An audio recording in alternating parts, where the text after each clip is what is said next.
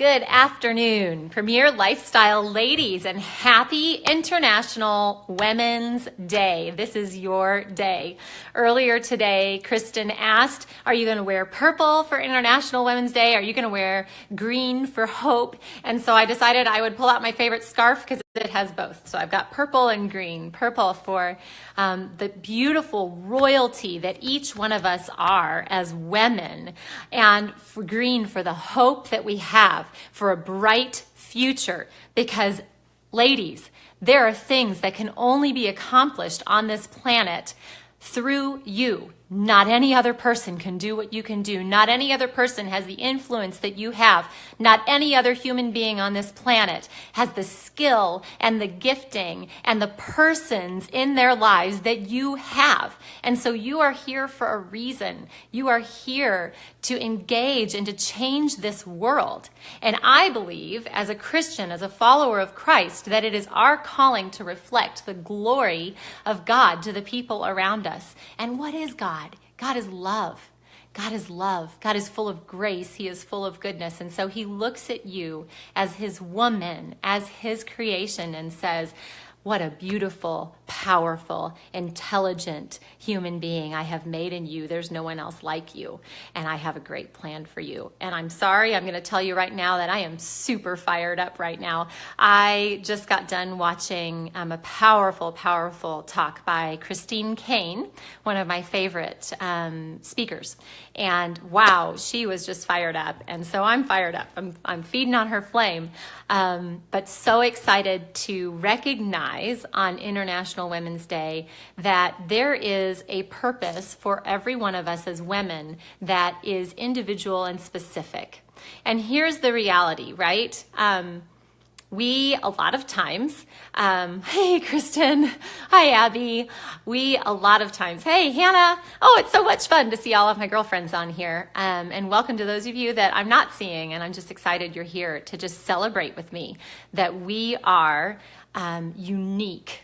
As women, we are unique. We bring something to this planet that cannot be brought in any other way. And the reality is that we are created uniquely to love in a specific way. And I don't think that that's a less than. I think that's an actually extremely powerful thing. And it says, I believe that God created us. I believe that he created man and woman. And it doesn't say he created man and then he created this lesser thing. It says male and female, he created them in the image of God. That's what we're reflecting. That's what I believe as a follower of Jesus, that we are literally the faces of God on this earth. That's a pretty big deal, and that's a powerful role that he only gives to humankind, and the specific role that he gives to women that is powerful. And I think, I know that so often the church has done a horrible job of trying to figure out what that looks like for a woman. And if you are turned off by the thought of what the church might say about women, chances are you've heard some faulty things. Because let me tell you, when I look in the Bible and when I look at women in the Bible, I see some incredibly powerful women. I see women who stayed home. I see women who were working. I see women who were powerful leaders and judges. I see women who were warriors. I see women who overcame lifestyles of shame and pain and abuse and even addiction and came into a place of healing and freedom and wholeness and life through the power of an intersection with God. They became major world changers.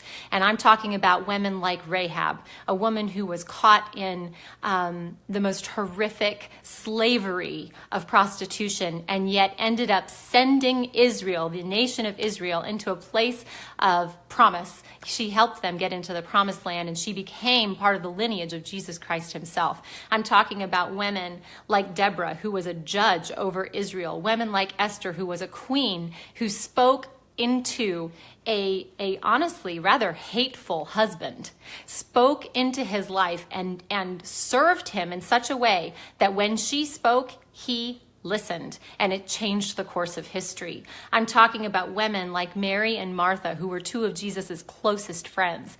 I'm talking about women like Lydia, who was a businesswoman. She actually did purple. She was a businesswoman who sold purple linen and was an associate and a major mover and changer in the early church. There is a powerful role for you as a woman, and if you are a follower of God, you are part of a lineage of women who make a powerful difference in the lives of men and other women and children and countries and the world. So here's the deal. We live in this life, and I'm right there alongside of you. Those are wonderful and exciting things to think about. But then there's the reality, right? There's the reality of the roof that you live under. And I talk to women who are in pain, and I know what it might just be like for you. That morning when you wake up and you feel run over before you even let your feet hit the ground. Because so many people have so many demands on you. And so often you are giving and giving and giving and giving and feeling very little on the other end. I know that there are some of you who struggle against the demons of your past every single day. The words that were spoken over you, that you were not enough, or that you were way too much, that you were incapable, that you were stupid, that you were ugly. Those words are powerful, and it's so easy to lean in on those words and live out of those words instead of the truth of what God says about you. I believe it when God says that every single one of us is a masterpiece, a beautiful work of art. And each one of us has a very specific role and function that only we can fulfill. I believe those words. I believe them to be true. And I have to hold on to those truths because everyday life gets hard and messy. And I hear those negative voices a lot. And sometimes they're a little loud. And I have to be determined to make the truth louder than the lies. I have to sink into the truth so that I can combat the lies, so that I can come out and love and serve. And so I want to speak to you about the roles that you might be playing right now. As a woman, you might be playing the role of wife. And you also might be playing the role of mother. And you might be doing both, or you might just be only doing one of those, longing for the other to be true. Both of those roles are hard. Can you agree with me? I mean, is it hard to be a wife? Is it hard to be a mom? Yeah, because we live in a broken world and we live with imperfect people. I don't care. You know, a lot of times when we look at other people that we think have it all together, we think, I wish my marriage could be perfect like theirs, or I wish my kids were as good as theirs. I wish I was as good of a parent as she was. We do such a good job of heaping mom guilt on ourselves and guilt on ourselves as wives, or resentment because of the roles that we're having to fulfill that don't feel perfect. But the reality is none of us are perfect, that there is no such thing as a perfect husband. Hate to break the news to you, but it's true. And there's no such thing as a perfect mom. There's only one who's perfect. And he's promised to equip us and to give us the strength to be able to be the best that we can be and to give ourselves grace when we need grace. Who needs grace? Anyone? Anyone? I'm in serious need of grace every single day. And yet, when I come to the throne of grace, when I come to God and I say, God, would you empower me? Would you equip me for today? He does it. He does it. And so we are called, right? If these are your roles, if you are a wife, if you are a mom, the calling in your life to be a wife and be a mom is not a lesser calling. A lot of times when we talk about empowerment, when we talk about women's rights, we tend to downplay these roles as if they're somehow less than, that they get in the way of our forward progress. But I want to challenge that thinking a little bit, because I truly believe that they are the most powerful roles that you can hold.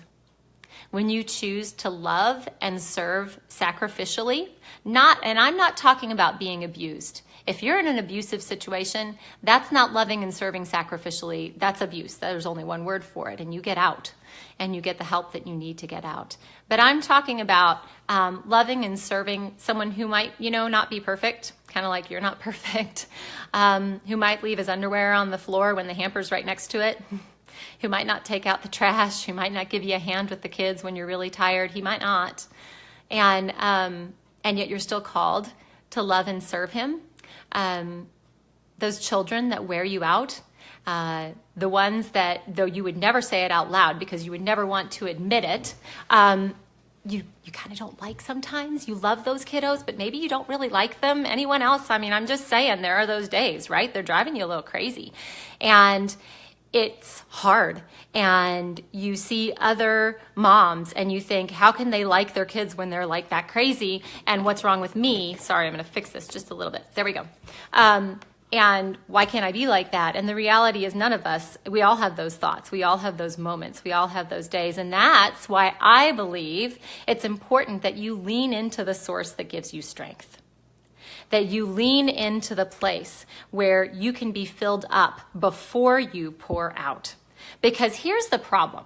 When we look at the role of wife and mom and all we think of is this is exhausting or this is tiring or this is more than I can handle, this is too much because it's too hard, that's coming out of a place of lack. And God is saying, I'm here to fill you up to all the fullness. It says he'll fill us up with all the fullness of Christ. It says he's going to give us the same power that raised Jesus Christ from the dead. He's going to put into our hearts. If that's true, then we can come to him, he who says that he loves us with an everlasting love, that there is nothing that can separate us from his love, that he sees us as his beautiful bride, and we can look at him and we can receive from him, dare to receive from him that unbelievable, never-ending, reckless, audacious, crazy love of God. And when we get filled up with that, then we have something to offer. Then we have something to give to these really difficult, challenging relationships that drain us. And when we choose to do that, when we choose to get filled up and then pour out, not expecting anything in return, girls, not expecting anything in return, that's the kind of audacious love that changes the world. It changes the world. There is power in being selfless. There is power in investing in your children when no one's looking and not taking the Instagram photo to post the little moment when you're playing on the floor and then get up and scream at them and lose your mind. That's not what I'm talking about. I'm talking about in the quiet when you take the deep breath and you say, I'm going to try again and I'm going to love again. And when you serve that husband that dinner for the 7th night in a row, he doesn't say thank you and you still serve him. You are changing the world with those moments, with those acts of kindness without expectation. Don't think that those moments and those roles are not life-changing. We want to impact the world in business. We want to impact the world in ministry. We want to get this global impact on justice. Those are important things, ladies. But when we invest in the smallest places, when we invest in our children, when we invest in our spouse, those set the stage for all those world-changing things to happen.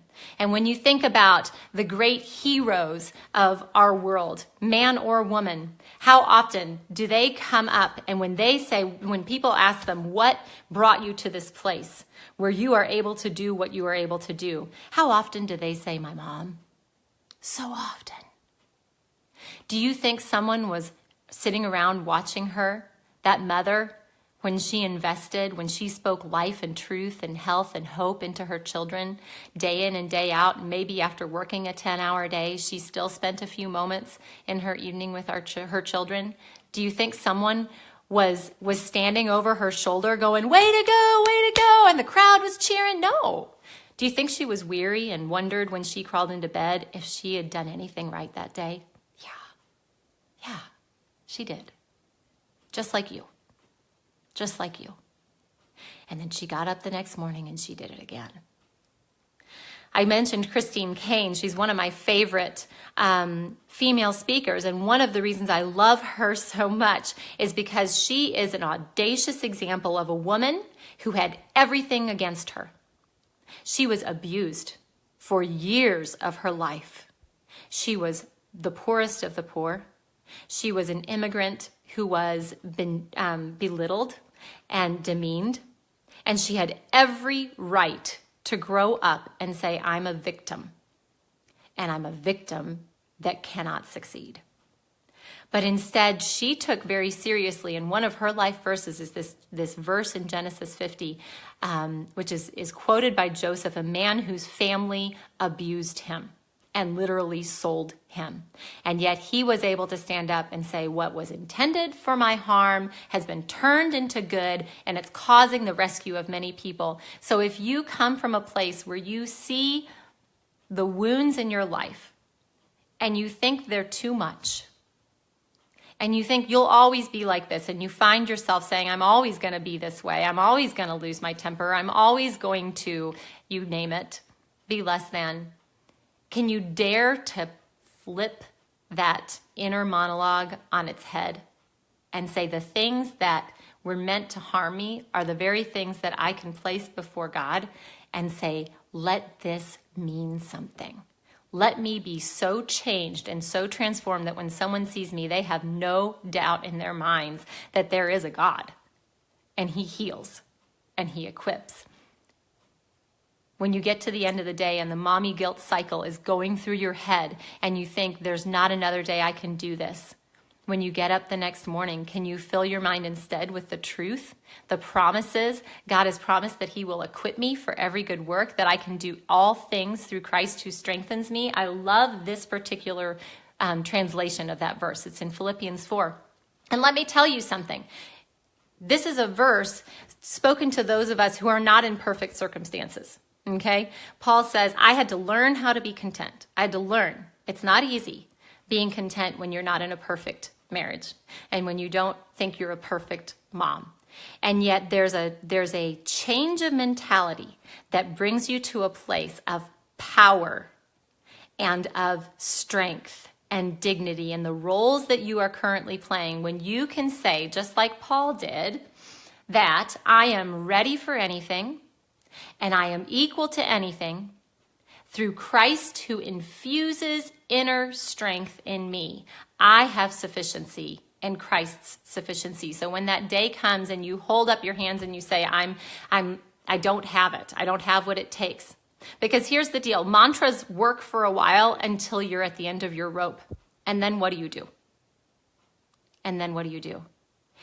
For me, what I know beyond a shadow of a doubt is that is when Christ's sufficiency reigns in my life. When I get face to face with my lack, I can come face to face with Christ's sufficiency and see him infusing me with inner strength to be gracious, to be kind, to be compassionate, to be loving, to be willing to serve, even if I don't get anything in return, because I know that I am getting a return. I'm storing up riches in heaven, and it's worth it. It's worth the effort. It's worth the hard work, girls. Don't give up. On a day like today, when we celebrate womanhood, can you dare to remember that there is power in the role that you have as a woman in your home, as a wife, as a mother? And don't let anyone else define exactly what that looks like, because it's different for each one of us. Your role as a wife and as a mother may be to be working full time. That's what you're called to. That's awesome. Your role may be to stay at home and raise toddlers. Your role may be to stay at home and send your kids to public school. Your role may be to stay at home and homeschool. I've done both of those. And Christian school, done that too. And none of those roles made me more godly than the other. You get to sit down with God and say, you've equipped me for this specific season in my life. Show me how to use the gifts that you've given me to become the best version of me and to impact my children and my spouse for eternity. There's a beautiful hero of mine who lived in the 1700s, and she was the mother of John and Charles Wesley, who became spiritual giants in the church. So Charles Wesley was the Chris Tomlin. If you're a Christian, you know who Chris Tomlin is. He's written all of our current songs that you hear on K-Love practically. He was the Chris Tomlin, and John Wesley was like the Billy Graham of his era. He spoke and preached to thousands and thousands of people. And so you would think that they were raised in a pretty stellar home to be able to be equipped to do such stellar things. But the reality is they were raised in a rotten home.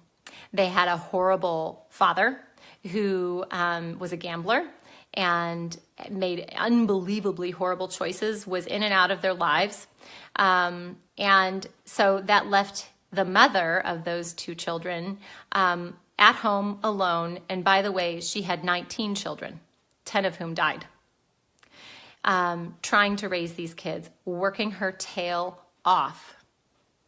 And yet here was what she did. She took her apron and she threw it over her head over and over and over through the day. And that was a signal to her children. In this moment, I cannot do what I'm doing unless I stop and pray and ask for strength.